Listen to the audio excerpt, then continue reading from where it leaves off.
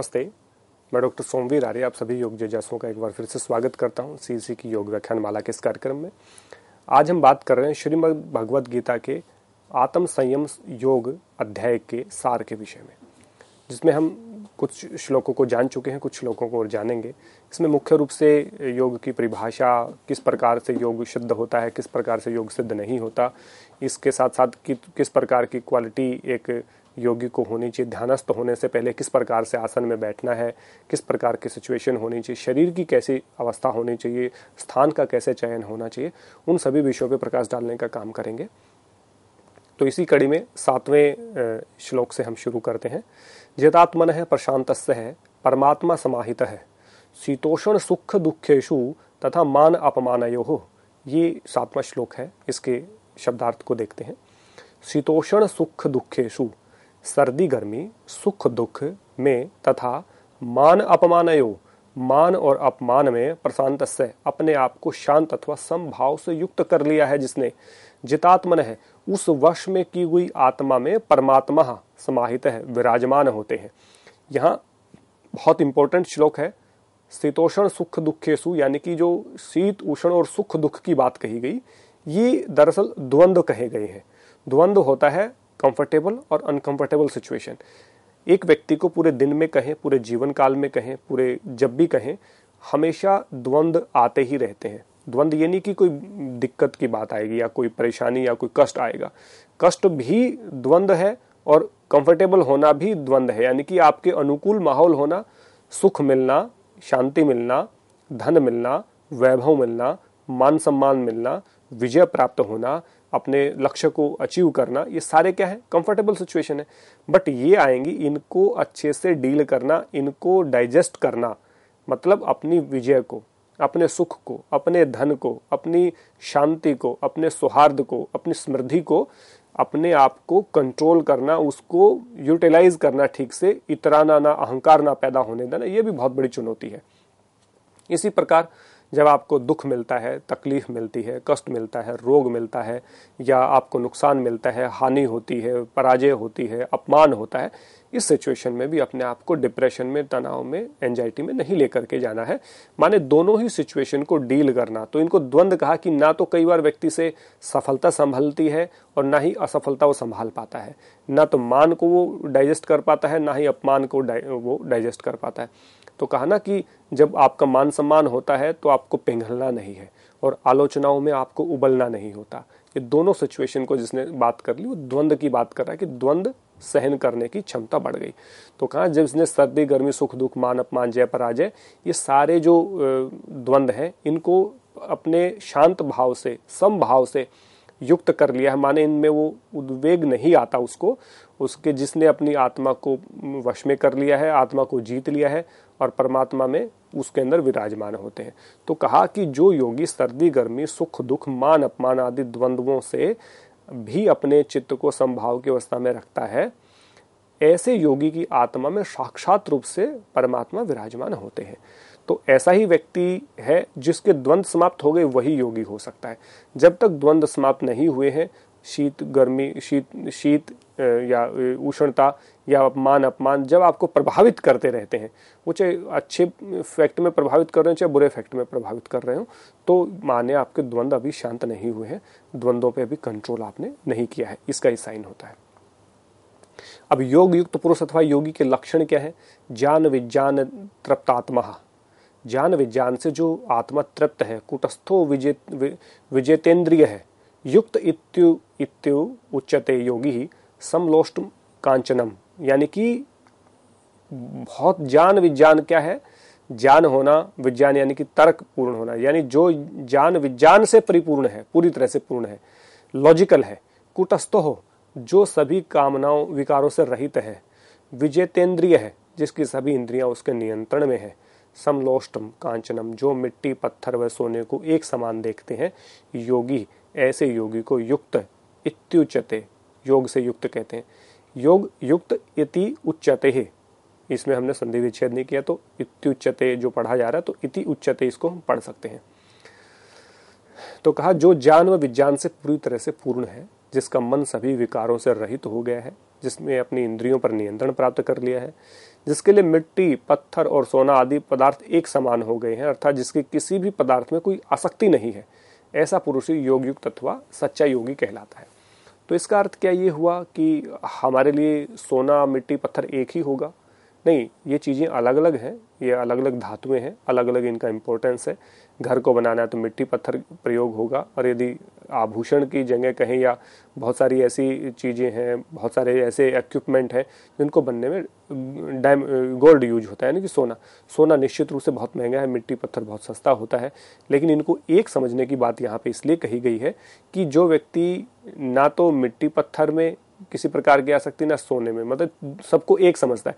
जिस प्रकार से मिट्टी का कोई वैल्यू नहीं है, कोई मूल्य हम नहीं समझते, उसी प्रकार हमारे लिए सोना होना चाहिए। मतलब सोना हमें प्रभावित ना करे, सोने से हम इंस्पायर ना हो, सोना हमें इन्फ्लुएंस ना कर पाए, तो इन्फ्लुएंस ना हो हम किसी चीज़ से, इसलिए यहाँ पे शब्द यूज किया गया कि मिट्टी पत्थर सोना सब एक हो, यानी कि सबको बराबर समझता है। उसके लिए कोई इंपॉर्टेंट नहीं है कि कोई सोना पहन के आया उसके साथ दूसरा व्यवहार करे, कोई नॉर्मल व्यक्ति आया है बिना आभूषण के आया है उसके साथ अलग से व्यवहार करे, ऐसा नहीं है। सबके साथ समान व्यवहार की बात की गई है। समभाव से युक्त होकर के सम व्यवहार जिसका व्यक्ति हो गया है, ऐसा पुरुष ही सच्चा योगी होता है। जो किसी की बड़ी गाड़ी देख करके प्रभावित होता है, उसको अलग तरह से डील करता है, उसको अलग तरह से समय देता है। कोई व्यक्ति बहुत अच्छा दान दे रहा है, बहुत अच्छे आभूषण, बहुत अच्छे वस्त्र पहन के आया है, और एक व्यक्ति सामान्य वस्त्र पहन करके आया है, यदि उनमें कोई भेद करता है तो वो सच्चा योगी नहीं है। मतलब वो उसको उसके प्रभाव में, उसके देख रेख में, उसके जो भौतिक जो चीज़ें हैं, भौतिक जो चीज़ें, गाड़ी, बंगला, बैंक बैलेंस, सोना, धातुएं, ये सारी भौतिक चीज़ें हैं, इनसे जो प्रभावित ना हो करके, इनमें कोई आसक्ति नहीं रखता और सबसे समान रूप से व्यवहार करता है, वो योग युक्त अथवा सच्चा योगी कहलाता है। ऐसा ही हमें होना चाहिए। समबुद्धि की बात कही, सुहृद मित्र, उदासीन मध्य, द्वेष्य बंधु, साधु स्वपि च पापेषु समबुद्धिर विशेषयते। इसमें क्या कहा? बहुत सारे शब्दों की बात इसमें कही गई है अलग अलग, इसको एक एक को खोलकर हम देखते हैं। जो अपने स्नेही, मित्र, शत्रु, उदासीन, मध्यस्थ, द्वेषी और सगे संबंधियों में साधुसु का मत होता है साधु जो होते हैं, और जब पापेशु, और जो पापियों के प्रति समबुद्धि, समभाव रखता है, विशिष्यते, वह साधक श्रेष्ठ होता है। तो श्रेष्ठ होने के लिए क्या क्या करना पड़ेगा, इनको एक एक को हम खोल करके आगे देखेंगे। जो अपने स्नेही, मित्र, शत्रु, उदासीन, मध्यस्थ, द्वेष करने योग्य, सगे संबंधियों तथा साधुओं और पापियों के प्रति समबुद्धि अर्थात समभाव रखता है, वही मनुष्य विशेष अर्थात श्रेष्ठ है। जो बात पीछे कही कि मिट्टी, पत्थर, सोना सबको एक समान माने, वही सच्चा योगी है। उसको आगे इम्प्लीमेंटेशन हम लाइफ में कैसे करें, उसकी बात यहाँ पे कही गई, जिसमें हम देखें विशेष रूप से सुहृद किसको कहा गया है? बिना किसी स्वार्थ के सभी लोगों का हित अर्थात भला चाहने वाला। मित्र किसको कहा है? केवल अपना हित चाहने वालों का हित चाहने वाला। मेरे जो मित्र होंगे वो मेरा भला चाहेंगे और मैं उनका भला चाहूंगा। तो मित्र का मतलब होता है केवल अपना हित चाहने वालों का हित चाहने वाला। उदासीन क्या होता है? सभी के प्रति जो तटस्थ होता है, पक्षपात रहित होता है, किसी को कोई मतलब नहीं होता, ऐसे व्यक्ति को उदासीन कहेंगे। मध्यस्थ कहेंगे जो दो लोगों के बीच में आपसी सुलह अथवा तालमेल बनाने वाला है, मध्यस्थता करता है, जो एक्सट्रीमिस्ट नहीं है, उसको मध्यस्थ कहेंगे। द्वेष्य, जो द्वेष अर्थात कटुता रखता है, उसको कहेंगे। जो किसी विशेष व्यक्ति के प्रति, किसी विशेष वर्ग के प्रति, किसी विशेष भाषा, प्रांत या किसी देश के प्रति कटुता रखता है। बंधु, जो सगे संबंधी अर्थात परिवार के लोग होते हैं, वो बंधु होते हैं। साधु, जो धार्मिक और अच्छे लोग होते हैं। पापी, दुष्ट अथवा जो बुरे लोग होते हैं। इन सब में समभाव से देखता है। चाहे मध्यस्थ उसके सामने आ जाए, द्वेष करने वाले के साथ भी वैसा व्यवहार करेगा और बंधु के साथ भी वैसा व्यवहार करेगा, साधु के साथ भी, पापी के साथ भी, मतलब सबके साथ तटस्थ व्यवहार जिसका होगा वो सच्चा योगी कहलाएगा। यहाँ पे ये कहा गया है। अब ध्यान योग की विधि को कहा। योगी युंजित है, सतत मात्मनाम रहस्य स्थित है, एकाकी यत चितात्मा निराश्री परिग्रह।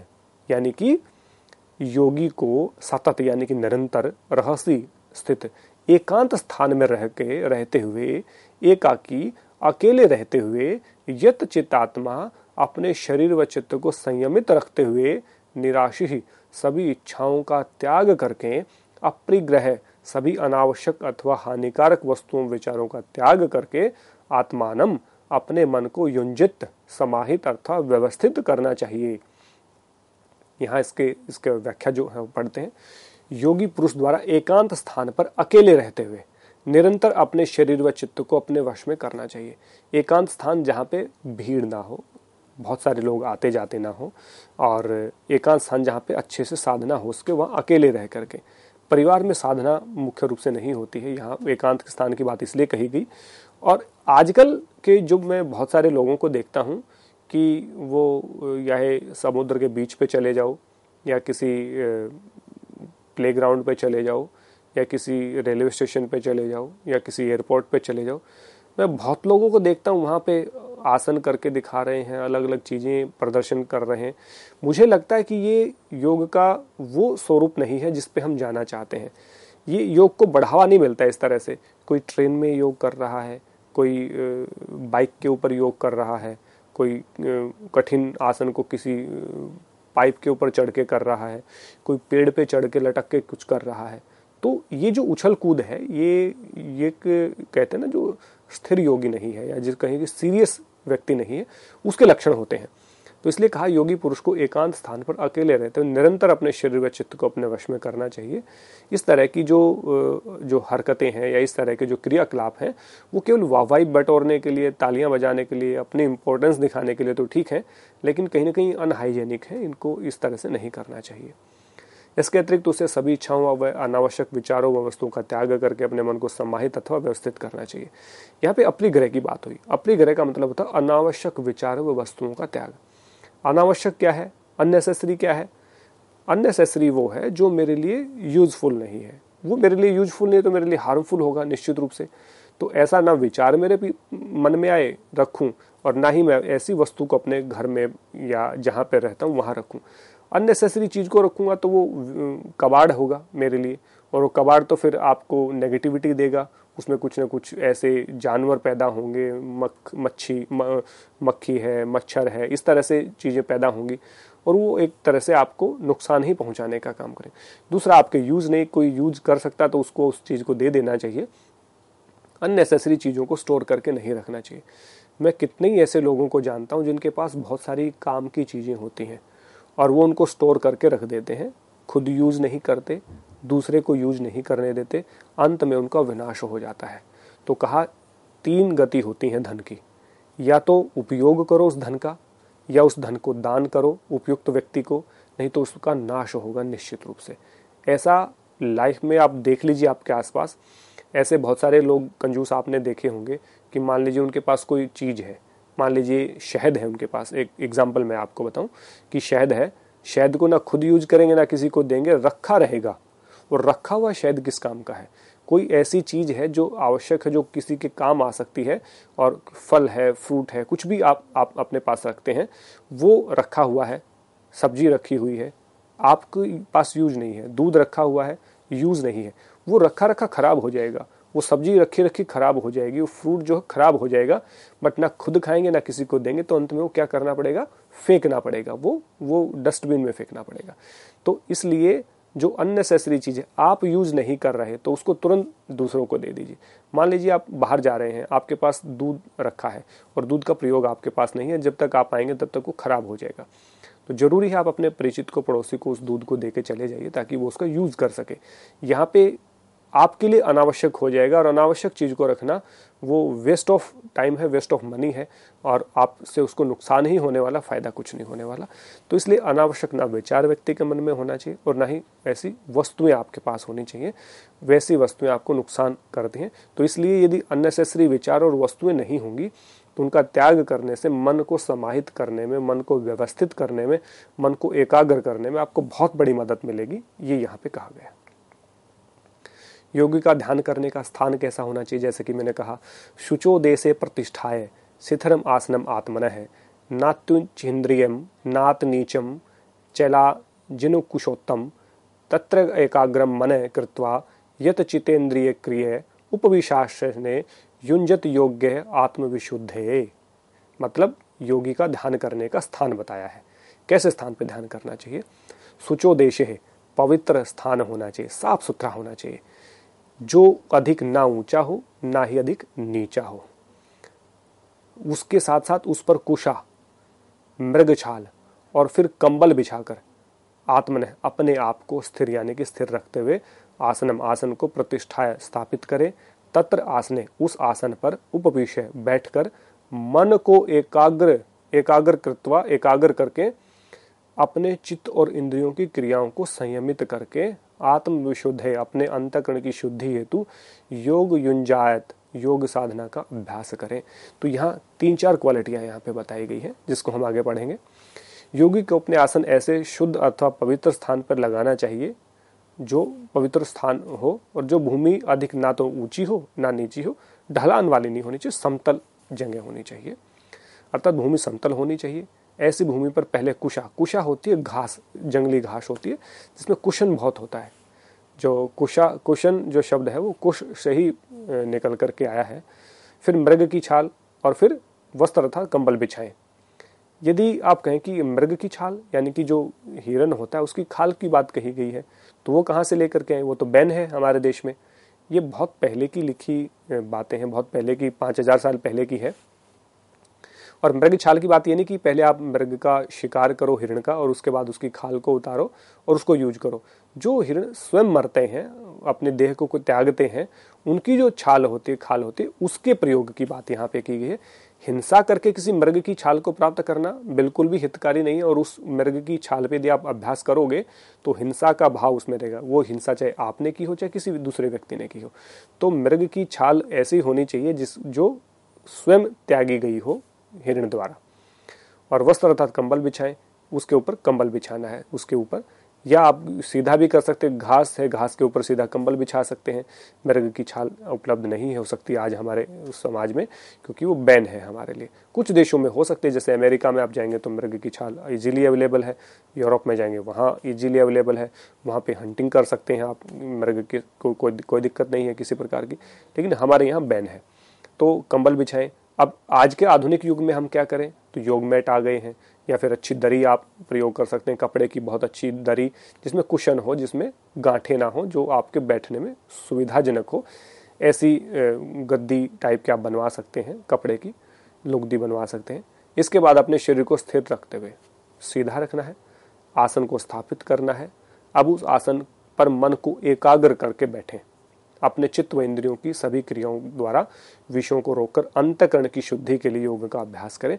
मतलब मन को एकाग्र करना है, चित्त और इंद्रियों की सभी क्रियाओं को रोक देना है और अंतःकरण की शुद्धि के लिए यानी अपने अंतःकरण इंटरनल क्लींजिंग प्रोसेस के लिए उस अभ्यास को करना। तो ध्यान के लिए, ध्यानस्थ होने के लिए एक योगी को कैसे बैठना है, आसन का चयन किस प्रकार हो, स्थान का चयन किस प्रकार हो और शरीर की आकृति किस प्रकार की हो, उन चीजों का यहाँ पे बखान किया गया है।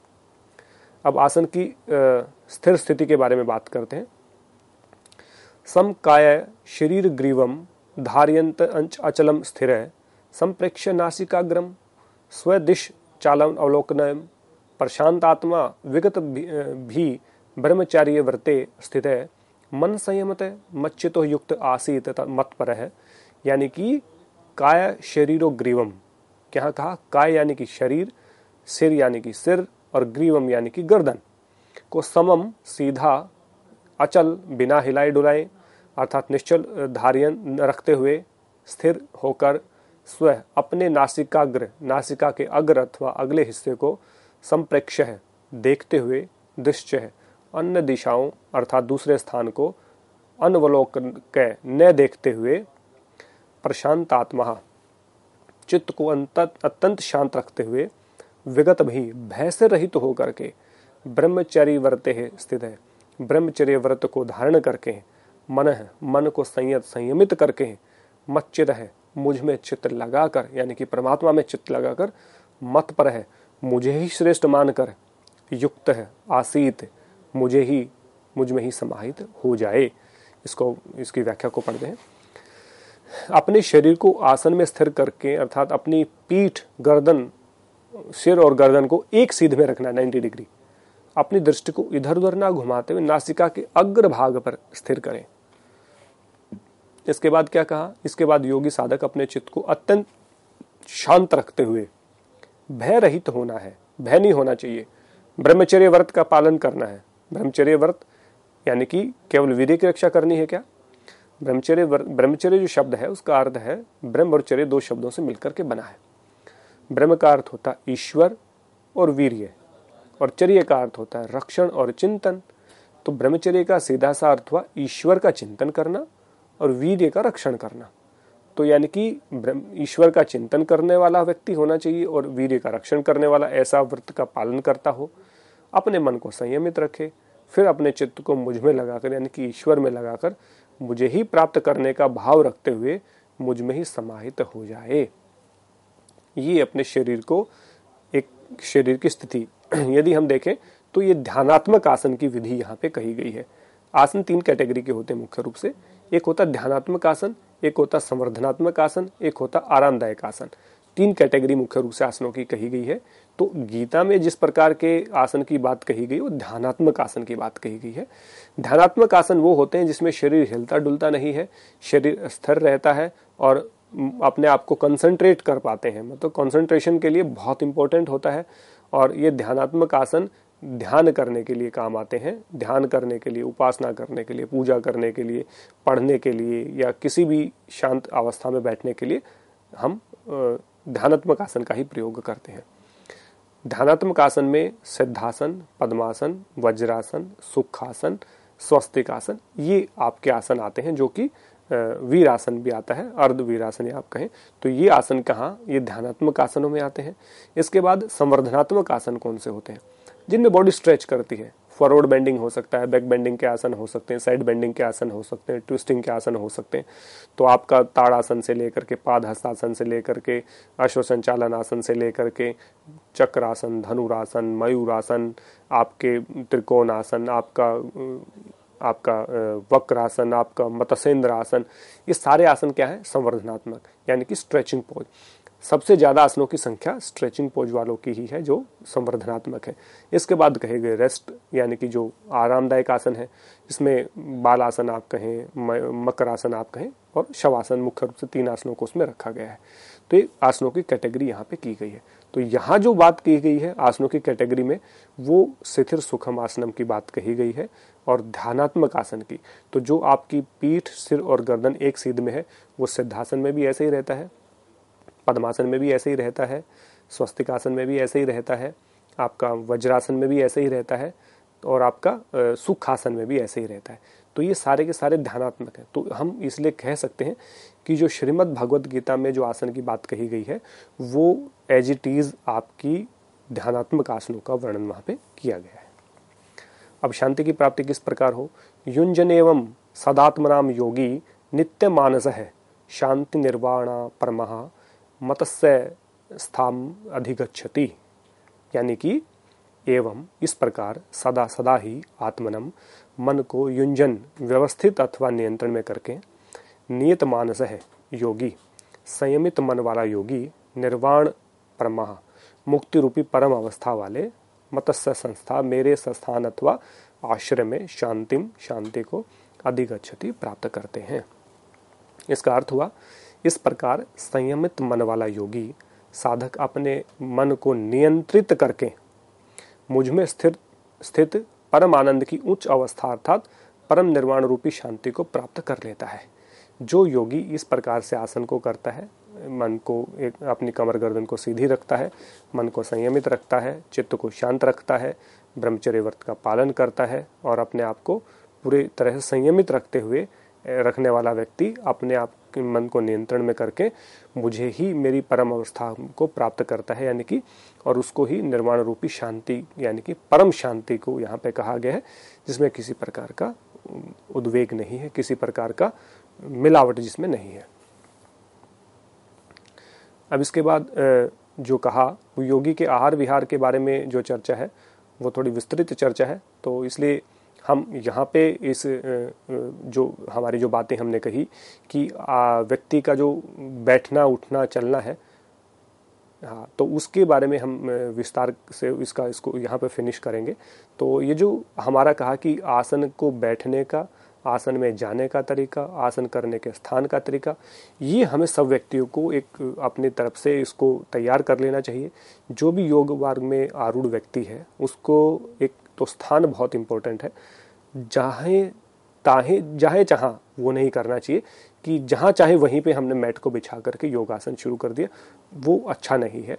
इसलिए शुद्ध पवित्र स्थान होना चाहिए, साफ सुथरा एरिया होना चाहिए, वेंटिलेशन होना चाहिए, एकांत होना चाहिए, ऊंचा नीचा नहीं होना चाहिए, बहुत पब्लिक प्लेस नहीं होना चाहिए, ऐसी जगह पे हम करें। उसके बाद हमारा जो मैट है, जिस पे मैट पे आज करें, दरी पे हम करें, चटाई पे हम करें, जो भी आपका जो पात्र है जिस पे आप कर सकते हैं इजीली, जो अवेलेबल है, वो साफ़ सुथरा होना चाहिए, शुद्ध होना चाहिए, वो गंदा नहीं होना चाहिए, मैला नहीं होना चाहिए। उसके बाद आपके आसपास जो इन्वायरमेंट है वो वेंटिलेशन होना चाहिए, दूषित नहीं होना चाहिए, लाउडली नहीं होना चाहिए, ना साउंड पोल्यूशन हो, ना नॉइज पोल्यूशन, ना इस प्रकार की कोई वायु प्रदूषण हो। ऐसी जगह पे हमें एकांत में रहकर, एकाकी भाव में रह करके, और जब अपने आप को नियंत्रित करना तो कमर गर्दन को सीधा करते हुए ध्यानात्मक आसन में बैठ करके उस परमात्मा के साथ आत्मसात करने का प्रयास करना है। तो जितनी भी बातें आज के व्याख्यान में हमने बताई, आशा करता हूँ आप अपने जीवन में इम्प्लीमेंट करेंगे, और अपने जीवन में इम्प्लीमेंट करेंगे तो आप इनसे होने वाले लाभ को प्राप्त कर पाएंगे। और जब आप लाभ प्राप्त कर पाएंगे तो निश्चित रूप से आप योग मार्ग में आगे होंगे, अग्रसर होंगे। तो जो जीवन का जो पुरुषार्थ चतुष्ट है, धर्म अर्थ काम मोक्ष, उस मोक्ष को प्राप्त करेंगे। धर्म का पालन करते हुए, अर्थ की उत्पत्ति करते हुए, कामनाओं की पूर्ति करते हुए मोक्ष को प्राप्त करेंगे। इस मोक्ष की अवधारणा के साथ आप अपना जीवन जिए, आप पूरी तरह से आरोग्यता से परिपूर्ण हो, दीर्घायु जीवन हो। और इसी प्रकार से, क्योंकि आरोग्यता मूल उत्तमम, आरोग्यता ही सबका मूल है, तो आप सबको आरोग्यता प्राप्त हो। आरोग्यता प्राप्त करने के लिए नियमित रूप से योग का अभ्यास करें, नियमित और संयमित आहार का प्रयोग करें, और उसके साथ साथ संयमित आपका जीवन शैली हो, ताकि आप आरोग्यता से परिपूर्ण हो। क्योंकि एक स्वस्थ व्यक्ति ही मोक्ष को प्राप्त कर सकता है, बीमार व्यक्ति कभी नहीं कर सकता। तो बीमारियों से बचे रहें, आरोग्यता को प्राप्त करें। इसी कामना के साथ आज के इस व्याख्यान को समाप्त करते हैं। आप सबका बहुत बहुत धन्यवाद। नमस्ते।